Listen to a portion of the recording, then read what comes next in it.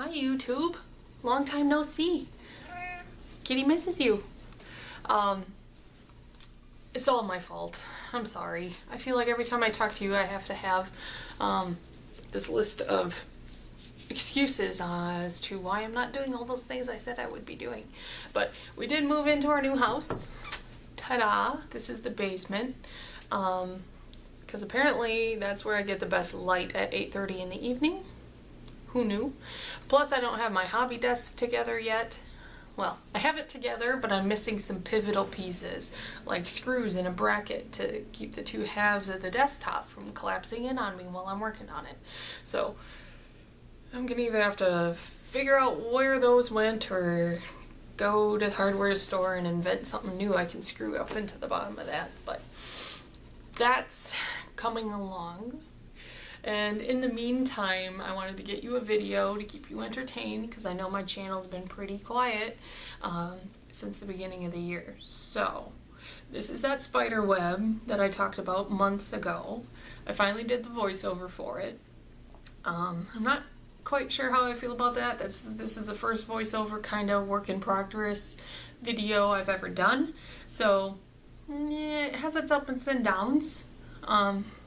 This video is like 15 minutes long.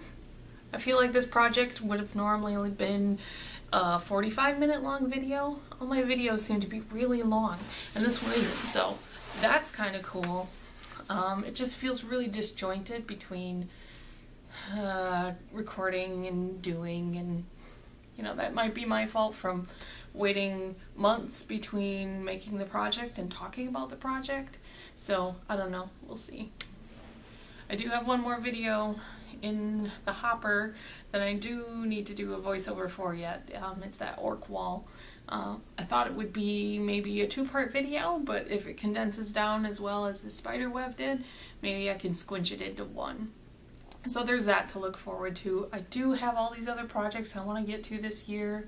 There's teepees and huts that'll go together that I want to talk about, and then I did have an idea too for like a what to do when your base warps video, because I know a lot of people have that question on how to salvage a piece that's starting to curl after you put a lot of work into it. Because you know those things that happen right off the bat. It's after you can't save it anymore. So I wanted to go over a couple ideas and things I've seen and things I've tried on how to fix that kind of situation. So there's that coming, and hopefully maybe I won't have to make excuses next time. But until then, watch the spiderweb video, hang out, ask me questions, send me jokes, comments, I don't care. I'm usually available for anything. So to get started, I just broke off 2 branches off a tree outside and cut a rectangle from an old board game that we don't use anymore. The bottom of the branches are pretty ragged, so I needed to cut a flush edge so they'd sit on the base a little nicer.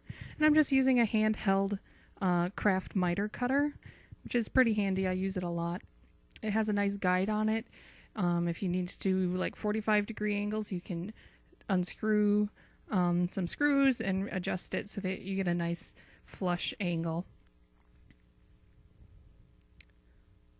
To give the branches a little extra strength to their connection to the base, I'm just going to drill a small hole up the bottom and then insert a metal rod that'll go into the tree and then also down in through the base.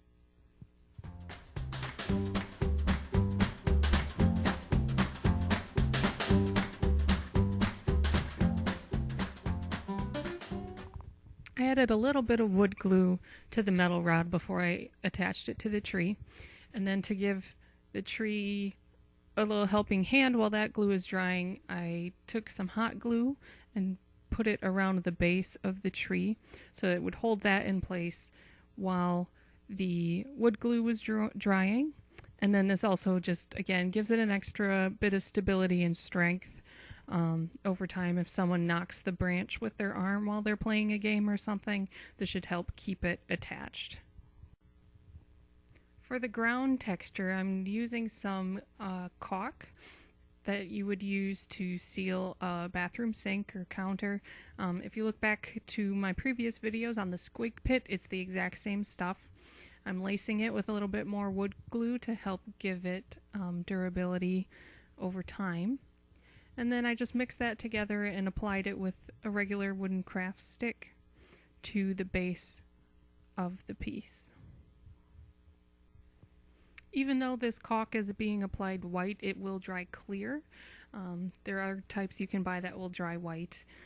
In my use here, I'm intending to paint it, so I didn't really care what it would dry to.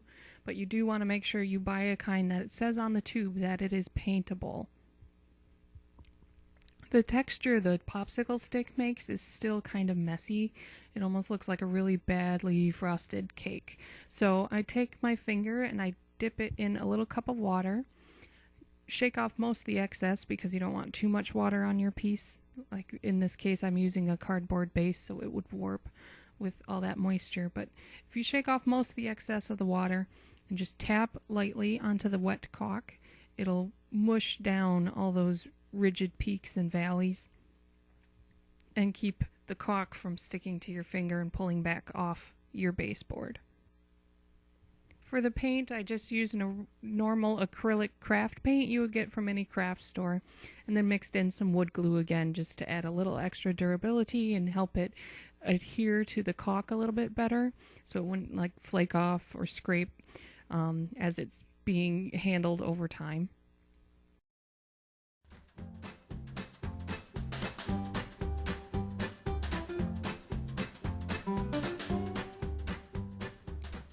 Here I'm just dabbing on some extra highlight colors like a light tan and then some black to give the ground texture a little variety.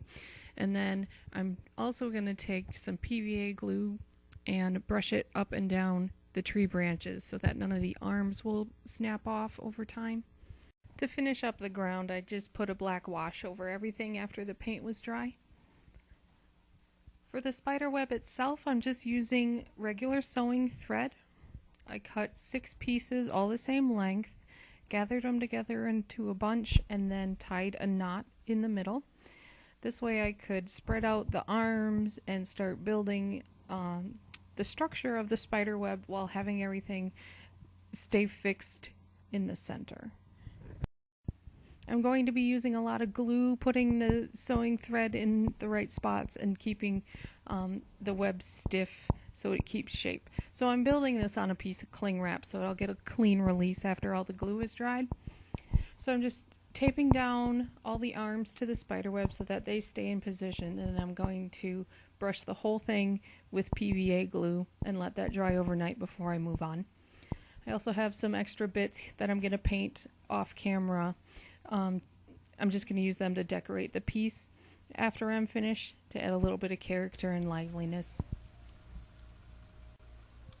Now that the main structure of the spiderweb has dried, I'm going to start working on the connecting spiral webs. So I'm just taking that same sewing thread and tying a knot near the center, and then I'm going to take that thread, go over one branch, under that same branch, and then over again. So I'm wrapping it around that arm of the spiderweb before moving on to the next arm, which in the beginning worked just fine. There was enough tension around each wrap to keep the thread in place while I moved on to the next branch and to the next branch. But the further I got out into the spiral, the less likely those wraps were to hold. So as I move along here, you'll notice that I take up the cling wrap and put a piece of foam underneath my spiderweb, and then at each intersection where I wrapped the thread around the branch, I added a sewing pin to hold it in place. And then I would cover it with glue and then let it dry. After I got the initial bulk fixed, I usually did 2 or 3 laps around the spiderweb, pinning as I went before covering it with glue and letting it dry overnight. And then when I came back, I could remove all the pins except the outermost ring and then keep working from there, and then do 2 or 3 more laps, glue it, let it dry, and then come back. How I was going around the spider web is still the same as I was doing from the beginning. I go over one arm, under it, and back up over to move on to the next branch.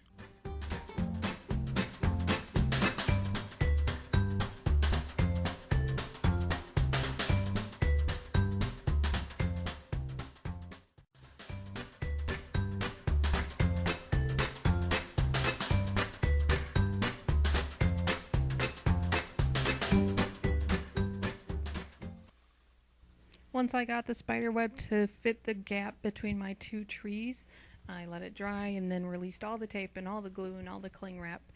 And I specifically left all the arms extra long so that I could wrap it around the tree.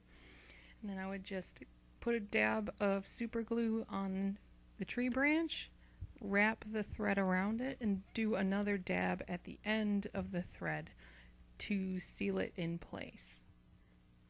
While working here, I wanted to work in opposites, so if I started in the upper right corner, I would move to the bottom left corner to keep things even and balanced in between both of the trees.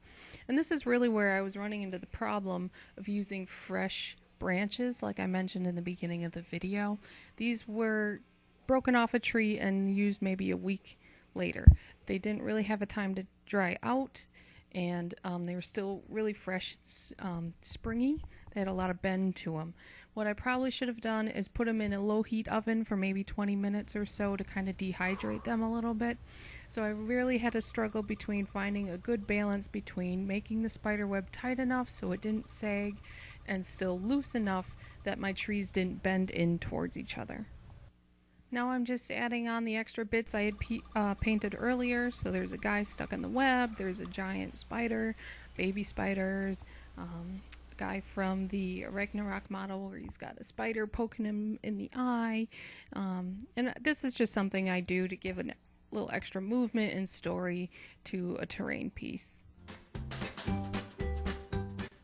One more final step that I'm sure no one will notice but me, but I wanted to put a little bit of iridescent shine onto the spider web. So I took a metal medium, it's like a metallic mix you can put in with other colors that you may already have. And I just brushed it onto the spider web to kind of give it a little bit of shine. And that would be the end of this project. Let me know if I skipped over anything or anything was confusing. Otherwise, thanks everyone for watching.